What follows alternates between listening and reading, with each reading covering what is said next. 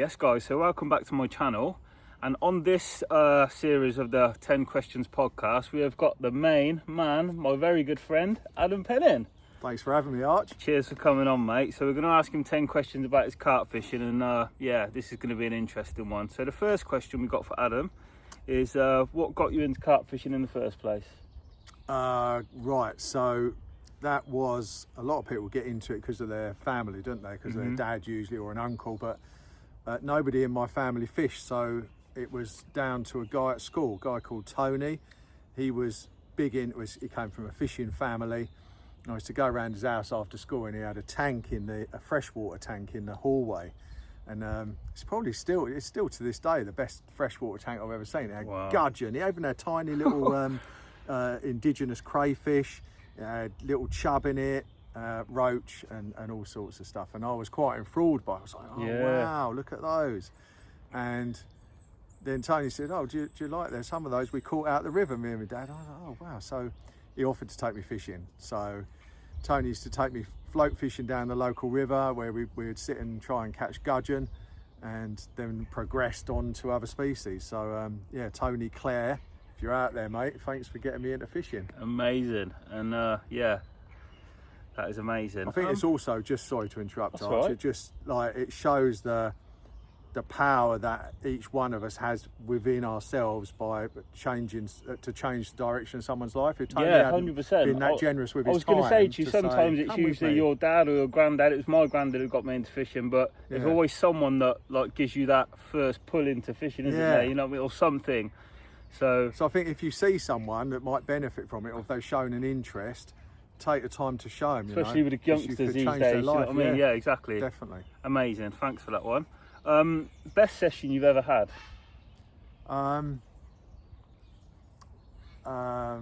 Well, I know you've had many, but well, I didn't want to. It's when people go, "Oh, it's such a hard one." I know that. I think Kev said that, and Bertie said that, but I'm not going to say that. But yeah, it's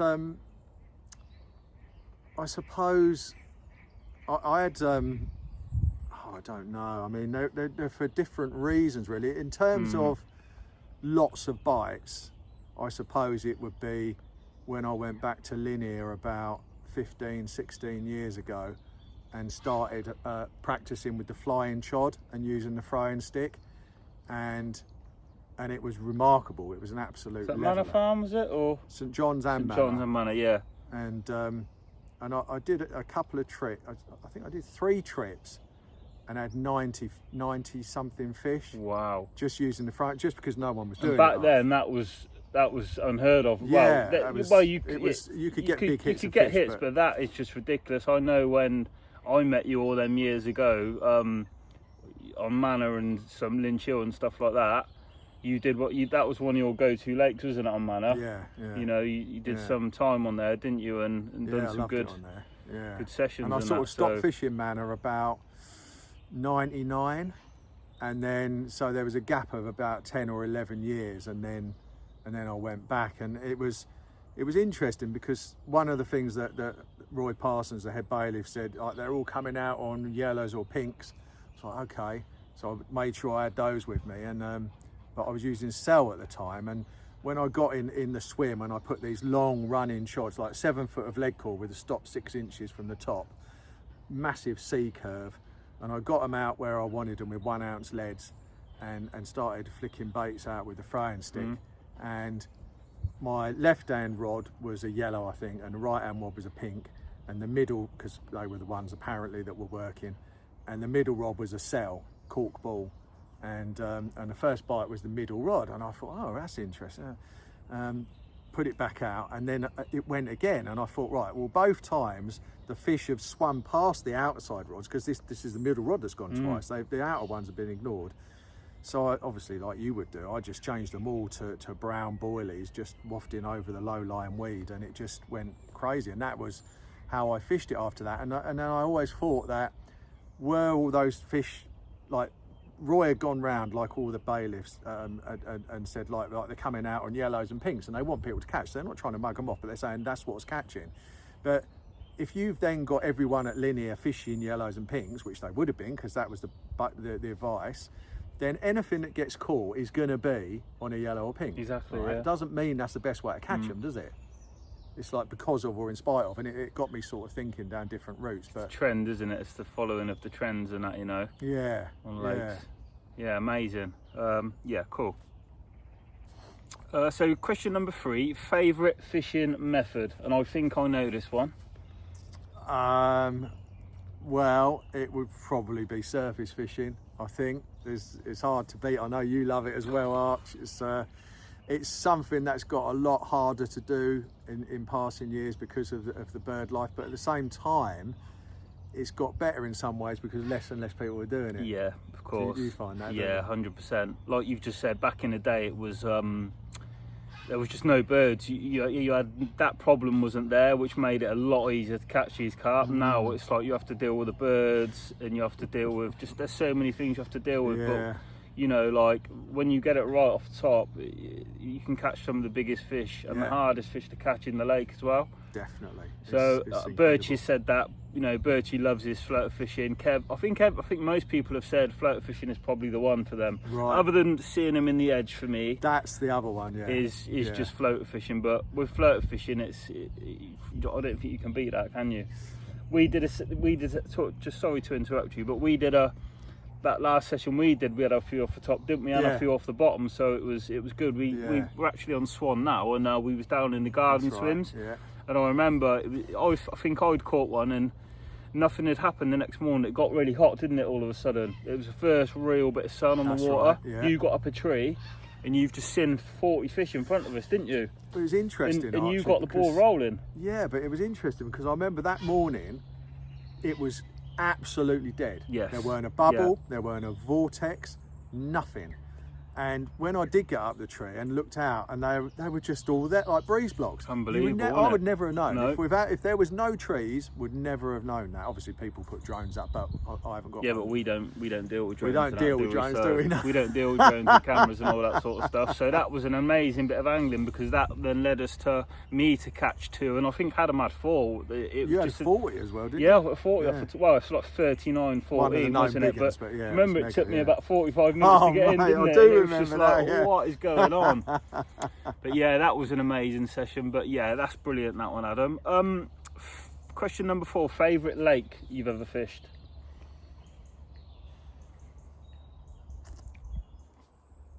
That would have to be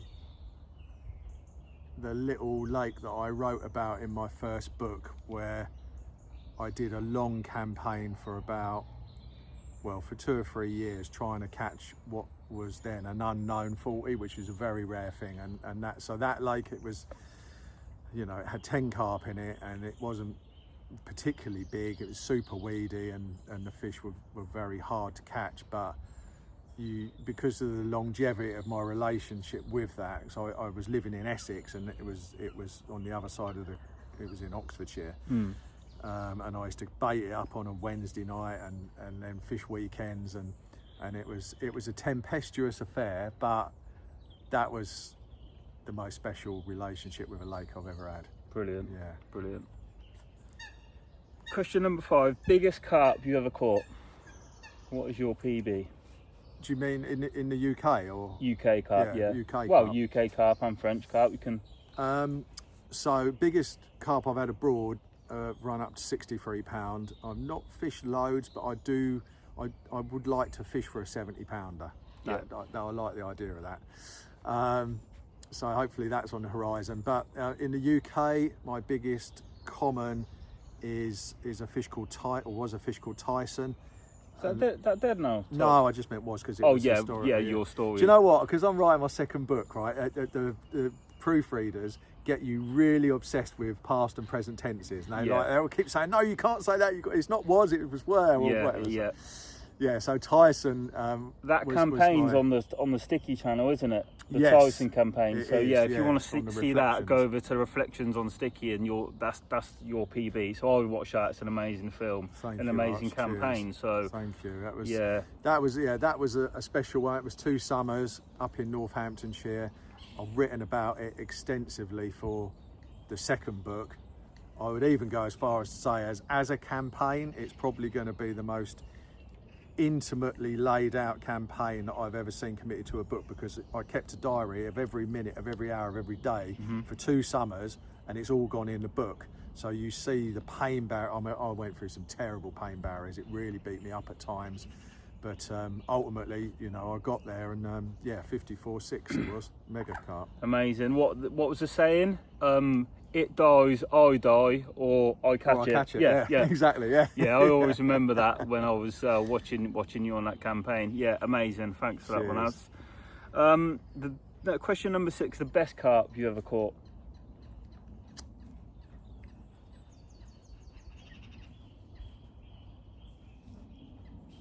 That would. There were a couple of fish in an abandoned old lake out in the fens that were very rare and very special. One was called coins and one was called DGs, and they were proper old, gnarly, special, as special as you could get. So probably those. What was that purple fish you caught? Oh, I forgot about that. That's an amazing carp. The old 29. That was from the lake that I was talking about. Right. I had that love. That's an amazing. So my favourite carp. lake. Yeah, that fish came from my favourite lake. That's one of your favourites that would be, of mine. And actually, the one that I went there, that I was on the campaign to try and catch, the unknown 40. You know, my first 40 was an unknown 40, which was a rare, super special thing. So, yeah, one of those. Amazing. Yeah. Question number 7: what are your 3 non-negotiables in carp fishing? And I already know them before you're going to say them. What do you mean? Like, give me an example. What's a non-negotiable? Something that I can't do without? Or 3 things that are just you have to do in your carp fishing. that I have to do? Okay. Or you have to have, or you have to do. Like, I mean, for instance, you've got to have a sharp hook.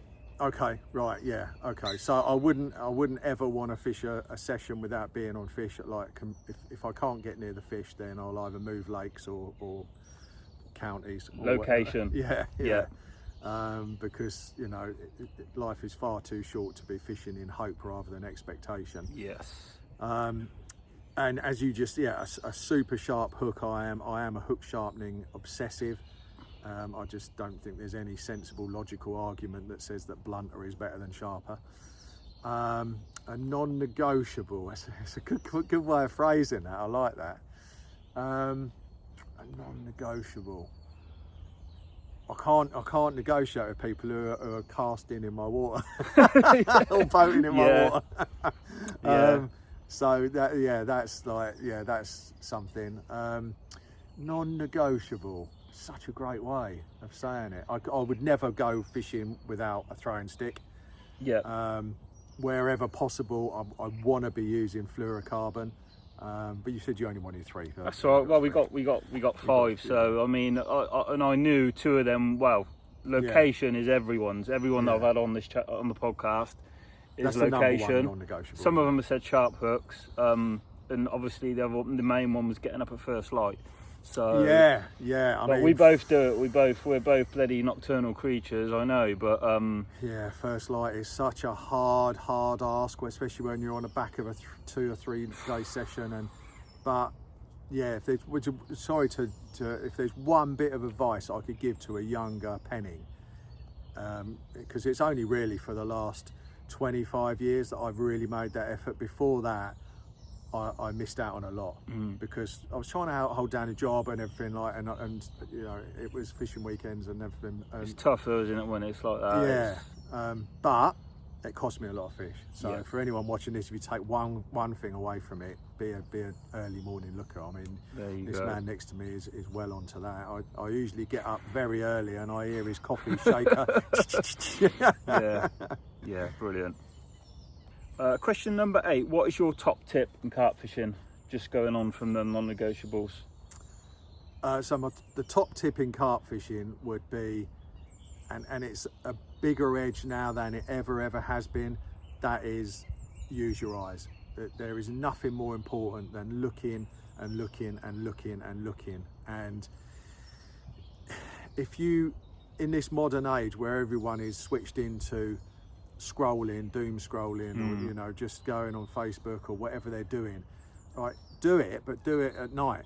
Yeah. You know, we all got lives to catch up on and emails and so on, but during the day is so.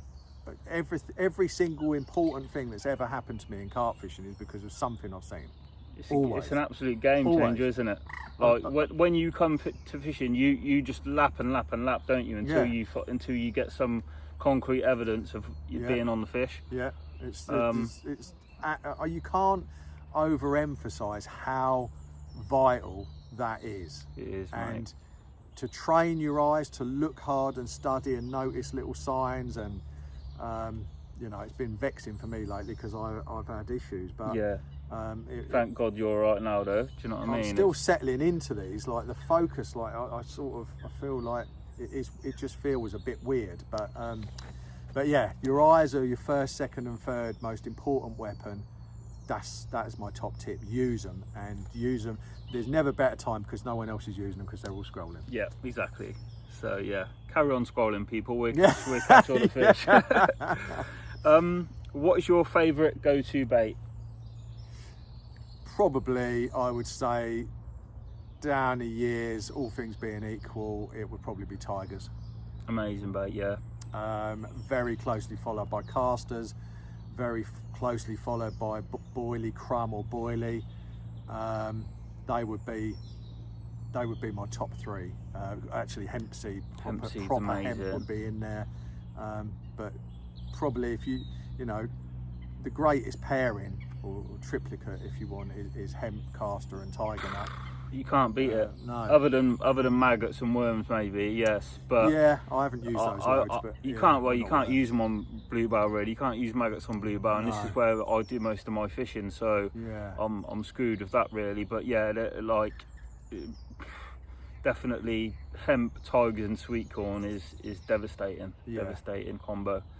Yeah, brilliant, mate. And final question number 10: what does the future hold for Adam Penning in his carp fishing? Wow, I'm going to keep on loving it. I've got a proper enduring enthusiasm for it, and I think that's just because I've never got size obsessed. Yeah, like you, if we caught an 18-pound worldie now, I'd be over the moon. We'd be both buzzing, wouldn't we? Like we'd caught 40. It's exactly. Just, whereas some people would, if you look into your net and your first reaction is disappointment, then you probably won't be in the game for that long unless you force yourself to stay in it. Yeah, when you start letting them go and that, like obviously some people I just see them flip out the net and I'm like, really? What's that all about then? You know what I mean? I mean, I might let one go without a photograph like you would, but I still would pick it up and have a look at it and marvel at it and enjoy the moment. And I think, hopefully for me, the future will stay like that, like with this enduring enthusiasm. If we was going fishing on a doubles water tomorrow, you and me, I wouldn't be able to sleep tonight, you know. So I just get excited by it. So I'd like to catch a French 70, like a proper or bigger. You know, I'd like to have a go at that. And I would like to beat my PB mirror. So what is your PB mirror, by the way? 52. 52. So you've had a 50 common and a 50 mirror then, yeah. Wow. Yeah. I've had quite a few of both, but they've never. I've never gone over 54. I think I've had 6 that are between there and 54, 6, but nothing. So I'd like to get like an upper 50 would be, you know, a big dark mirror or something like that would be awesome. See, it's tough to get on the lakes that hold them fish now, though, isn't it? You get them anomalies, and then it's like it's just really tough to get on certain lakes and places. So I think for me and you both, we're going to struggle to. Unless we get onto one of the better waters, I think we're going to be struggling. Well, I mean, to fire it back at you, what's obviously like now you're over on you've done kingfish, you've done swan, you're on sand martin.